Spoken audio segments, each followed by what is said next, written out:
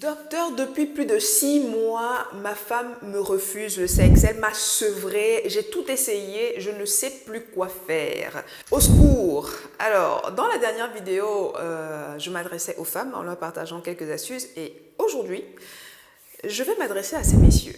Alors, installez-vous, ça commence tout de suite.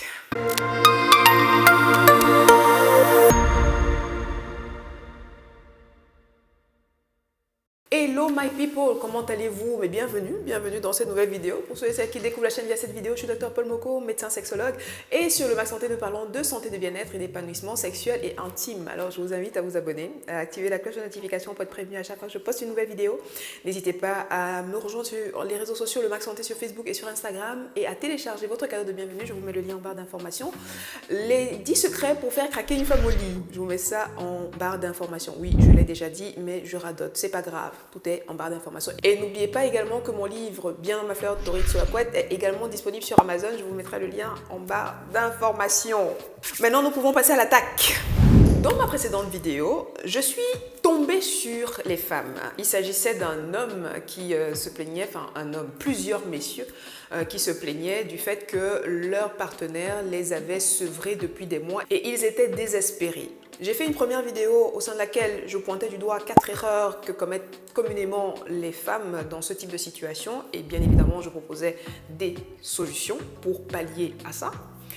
Dans la vidéo du jour, je vais montrer du doigt 4 erreurs communes que font les hommes qui m'ont été listées par des femmes suite à ma petite recherche, n'est-ce pas? Et bien évidemment, nous allons proposer des solutions pour pouvoir remédier à ce problème-là. Donc, messieurs, installez-vous, hein, ne vous fâchez pas, parce que je pense que la semaine dernière, vous étiez contents quand je tapais sur les doigts de ces dames. Alors aujourd'hui, souffrez que je m'adresse à vous. Erreur numéro 1 que de nombreuses femmes montrent du doigt, c'est le laisser aller. Oui, le laisser aller. On entend souvent des hommes se plaindre du fait que oui, après les grossesses, elles ont pris du poids, voilà, il faut qu'elles gardent leur ligne, il faut qu'elles gardent leur shape, etc., etc. Mais vous vous plaignez quand sa morphologie change, quand elle se laisse un peu aller, en bref. Eh bien, sachez que vous n'êtes pas les seuls à avoir un désir qui s'effrite lorsque l'aspect, l'apparence de votre partenaire change. Les femmes aussi se plaignent du fait que votre apparence change. Elles se plaignent du fait que vous preniez du poids. Elles se plaignent également du fait que vous soyez un peu plus négligent par rapport à votre hygiène. Évidemment, qui a envie de faire l'amour avec quelqu'un qui a une hygiène qui laisse à désirer? Personne, même pas vous. Et pourtant, quand on remonte au début de votre relation, on se rend compte que souvent dans les débuts de relation, ce qui se passe, c'est que vous faites attention à votre allure, à votre hygiène, à votre physique, vous faites du sport, etc., etc. Et avec les années, avec le temps, la relation installée, on se laisse beaucoup plus facilement aller, on prend du poids, on est un peu moins regardant sur certains détails. Alors, mon astuce numéro 1 que j'aimerais vous partager aujourd'hui, c'est de réapprendre à séduire votre partenaire en prenant soin de vous et de votre image. La sexualité, ça passe aussi par l'attirance physique. Oui, il faut arrêter de faire comme si c'était pour les autres, comme si c'était du superflu. Non, pour pouvoir avoir envie de faire l'amour avec quelqu'un, il faut que la personne nous attire dans une certaine mesure. Donc, ça passe par le fait de prendre également soin de soi, pour se plaire à soi et également pour plaire à l'autre. Donc, remettez-vous au sport si vous avez laissé tomber le sport. Par exemple, vous pouvez faire ça aussi. Vous pouvez faire de nouveau attention à votre hygiène. Je veux dire, faites attention à votre parfum, à votre odeur, à votre rasage. Rasez-vous, coiffez-vous. Enfin, voilà. En gros, faites attention à votre image pour pouvoir raviver justement cette flamme, pour pouvoir recréer cette attirance-là et faciliter le fait que votre partenaire ait envie d'avoir des rapports sexuels avec vous. Erreur numéro 2. Ignorez le langage de l'amour de votre partenaire. Je l'ai dit dans la précédente vidéo, de nombreux hommes ont comme langage prépondérant de l'amour le toucher. Autrement dit, le rapport sexuel.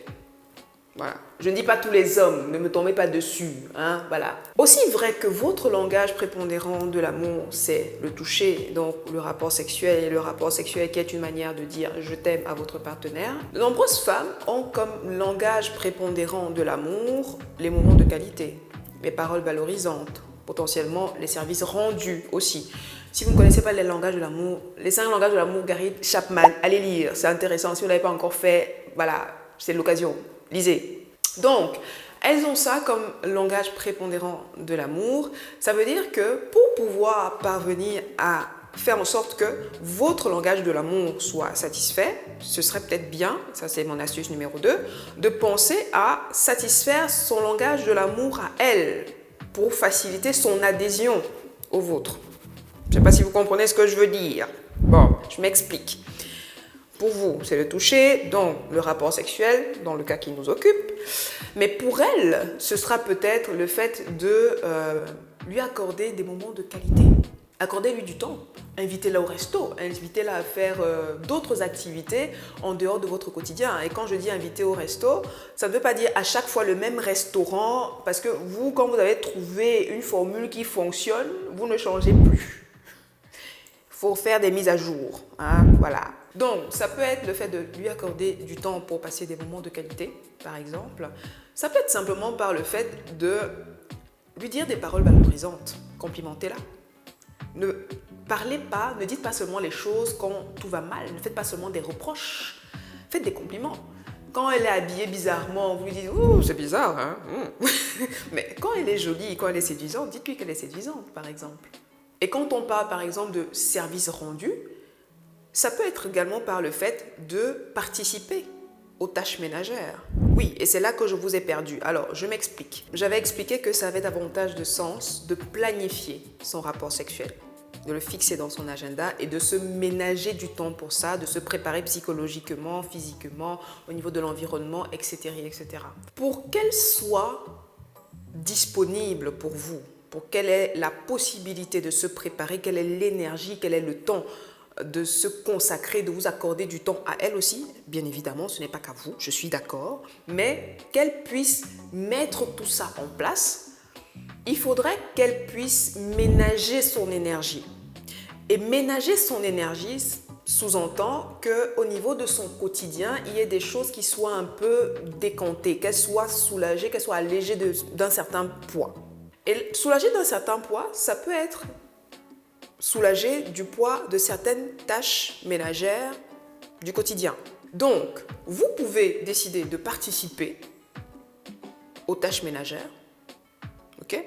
Et si vous, pour une quelconque raison, vous ne pouvez pas, vous pouvez solliciter une aide extérieure aussi, afin qu'elle se sente moins écrasée par son quotidien.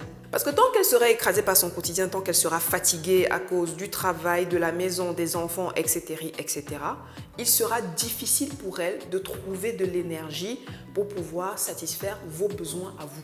Donc, essayez, dans la mesure du possible, de parler aussi son langage de l'amour afin qu'elle puisse s'acclimater au vôtre. Voilà. Erreur numéro 3, et ça c'est quelque chose qui est souvent revenu, c'est l'égoïsme. L'égoïsme en dehors des rapports sexuels, l'égoïsme pendant le rapport sexuel surtout. Alors, quand je parle d'égoïsme en dehors du rapport sexuel, une des phrases que j'entends souvent, c'est « il est gentil seulement quand il veut du sexe ». Égoïsme pendant le rapport sexuel, ce que j'entends souvent, c'est « lui, pendant le rapport sexuel, c'est ce qu'il veut, il s'en fout de mon plaisir, il s'en fout de ce que moi je veux ». Oui. Des attitudes comme celle-là où votre partenaire ne se sent pas écouté, elle ne se sent pas considérée, elle ne se sent pas prise en compte dans ses besoins, feront simplement en sorte qu'à l'avenir, elle n'ait pas envie d'avoir des rapports sexuels avec vous. Ça, c'est clair. Je ne compte plus le nombre de fois où j'ai entendu ce type de plaintes venant de femmes. Alors, évidemment, s'il y a une atmosphère un peu électrique constante entre vous, d'une certaine façon, ça va étioler, ça va vraiment effriter le désir, l'envie d'avoir des rapports sexuels avec vous, ça c'est un fait. Si en plus, pendant le rapport sexuel, votre partenaire ne se sent pas considéré, elle a à chaque fois l'impression que c'est du pur égoïsme et que c'est toujours centré sur vous, elle n'en aura pas envie non plus. Alors, mon astuce numéro 3, ce sera simplement d'être curieux de votre partenaire. Commencez déjà juste dans le rapport sexuel. Commencez dans le rapport sexuel en lui demandant ce qu'elle veut. Demandez-lui ce qui lui fait plaisir et essayez dans la mesure du possible de la satisfaire afin qu'elle puisse prendre du plaisir à avoir des rapports sexuels avec vous. Le rapport sexuel, c'est un partage de plaisir. Vous donnez, vous recevez et ainsi de suite. Donc, si c'est juste vous, oui, personne n'a envie de faire l'amour avec quelqu'un qui est foncièrement égoïste, entre guillemets. Voilà. Donc, essayez déjà dans le rapport sexuel et puis vous pouvez, bien évidemment, je vous encourage, n'est-ce pas, à postposer ça à votre quotidien en dehors du rapport sexuel. Mais soyez curieux de votre partenaire déjà durant le rapport sexuel. Erreur numéro 4, et c'est une erreur qui est dans une certaine mesure liée à l'erreur numéro 3, négliger le post-lude.